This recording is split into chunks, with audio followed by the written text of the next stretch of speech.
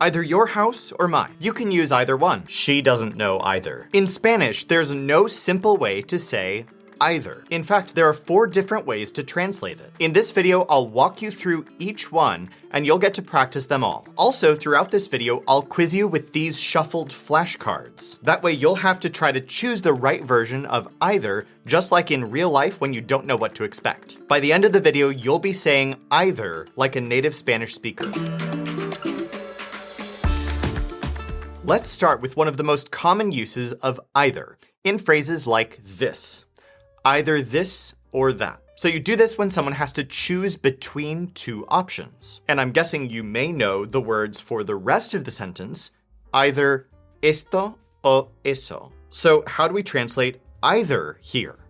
Well, you actually don't need a new word. You just use o, the same word for or. So we have o esto o eso. So the word o means both or and either, specifically in situations where you're listing 2 things. So here's another example. Let's take this phrase in English. Either his house or my house. In Spanish, you just swap both either and or for o. O su casa o mi casa. Okay, so that's not too hard, right? But let's crank it up a notch. Try this one out. Either he was here or she was here. In this sentence, we don't just have a couple of simple items like this or his house. Instead, we're listing 2 entire clauses. He was here. She was here. So let's start by just translating those 2 phrases, and you'll know how to do this if you watched our video about the conjugations of estar. You'll remember that you use estaba in both of these phrases. So these 2 pieces of the sentence are él estaba aquí and ella estaba aquí. Next, the words either and or will both become o. So the full sentence is o él estaba aquí o ella estaba aquí. Now for an even more complex example. So far, we've only looked at examples where either is at the very beginning of the sentence. But what happens when either is in the middle? For example, we can go either to your house or to my house. So here we're listing 2 options, to your house or to my house. So we'll start by translating part of the sentence, podemos ir either a tu casa or a mi casa. And then to finish this, we'll just replace both either and or with o. So the full sentence is, podemos ir o a tu casa o a mi casa. Now it's your turn. I'm going to shuffle up a few sentences that use either this way, and you should make sure that you can correctly translate either in each case. First example, either 1 or 2.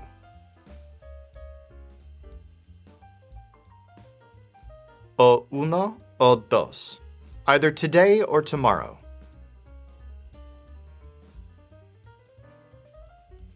O hoy o mañana. They can go either to my house or to the cafe.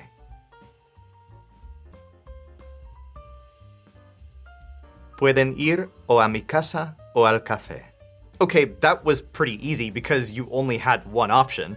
Either was always translated as o in all of these sentences. So let's start to make it a little more complicated. We're going to cover a negative use of either. So far, it's all been positive. There have been a bunch of options available, so we use o to list the options. But sometimes, in negative situations, either is translated as tampoco. If you know anything about the word tampoco, you're probably used to situations where it means neither. For example, me neither. This is yo tampoco. Okay, but what about a sentence like this?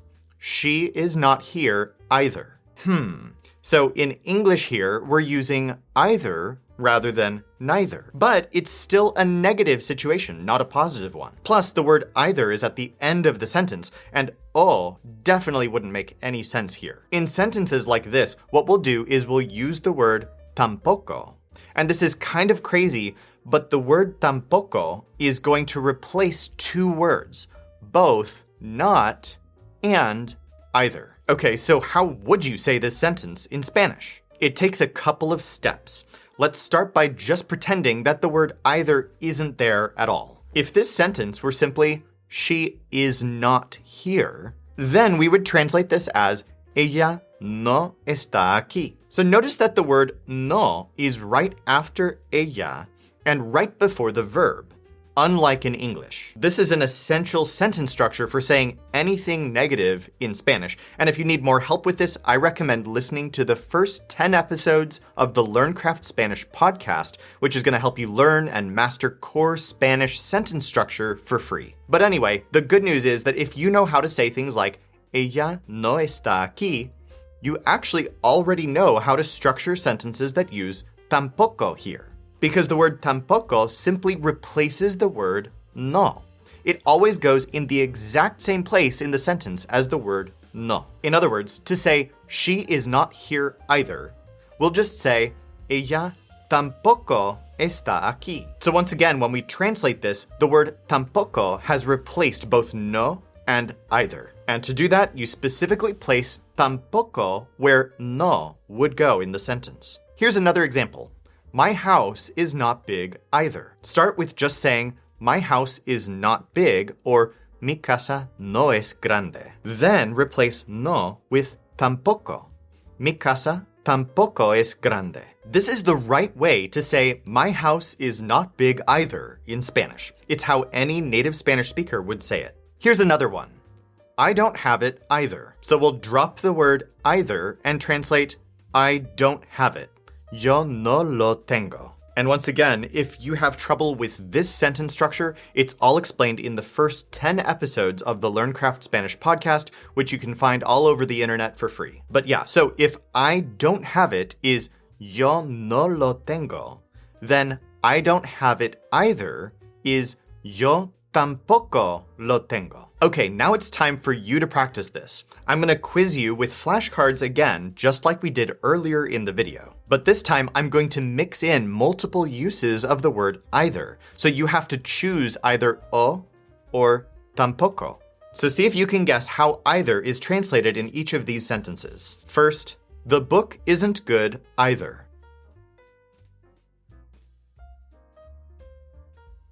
El libro tampoco es bueno. I want either this book or that book. Quiero o este libro o ese libro. He has either these things or those things.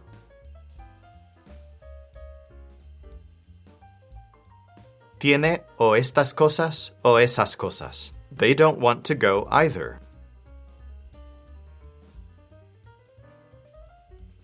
Ellos tampoco quieren ir. All right, the next way to translate either is another positive situation.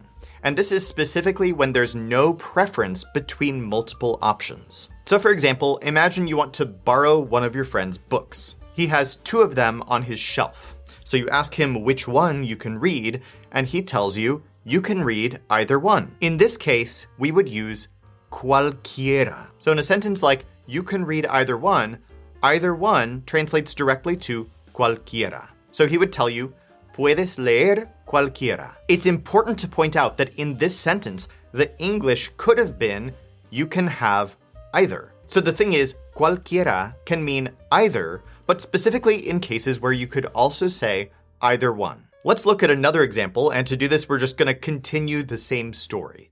So let's imagine that you grab one book, your friend grabs the other book, and you read for a little bit, but then you're like, okay, let's go out and read at a cafe somewhere. So you both pick up your books and you start walking down the street, and your friend asks you, do you want to go to this cafe or to that one? You personally don't have a preference, so you want to tell him, either one is fine. To say this, you would say, cualquiera está bien. Once again, in this sentence, the English could have simply been, either is fine. So you'll use cualquiera when the word either means either one. All right, let's practice this. So I'm going to shuffle the flashcards and choose a few different sentences where either might be translated as cualquiera, or as tampoco, or as o. So you have to practice choosing between these.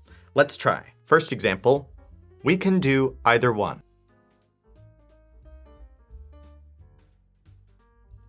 Podemos hacer cualquiera. He has either this book or that one.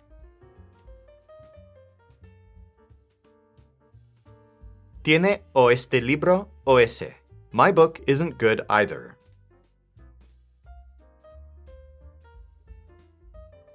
Mi libro tampoco es bueno. Either one might do it.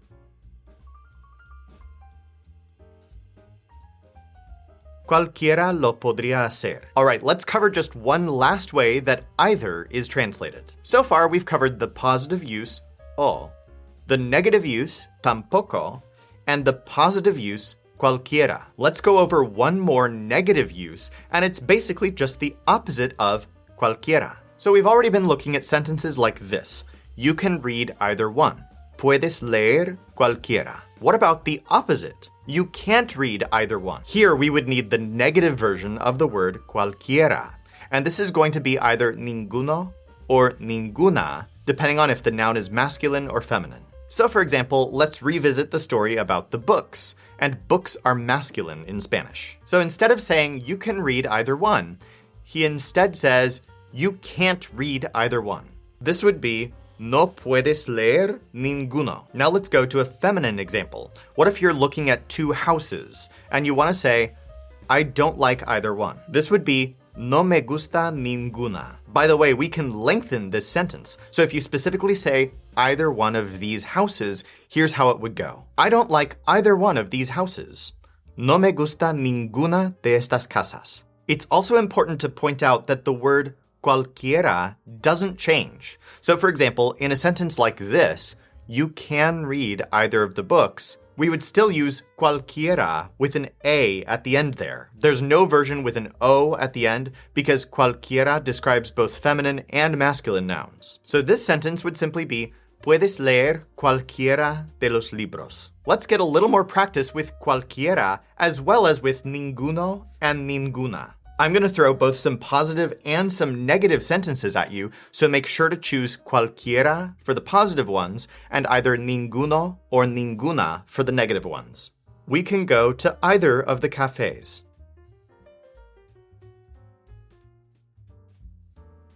Podemos ir a cualquiera de los cafés. We can't go to either of the cafes.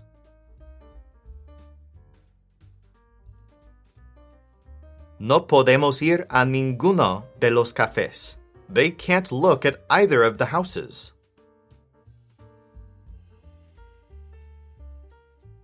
No pueden mirar ninguna de las casas. All right, ready to get even more practice with either? You can download all the flashcards from this video to shuffle them up and practice all these uses of either. Just use the link below this video. All of them focus on either with all the different versions you've seen in this video, plus even more examples, for a total of 35 flashcards. Click on the link in the description of this video so that you can download these sentences for free and make all of these flashcards. And then for some fun ways to use flashcards like these, you'll want to watch our other videos about using Spanish flashcards. Just subscribe to this channel and you'll get lots more grammar and study tips that'll get you speaking Spanish fluently, faster than ever.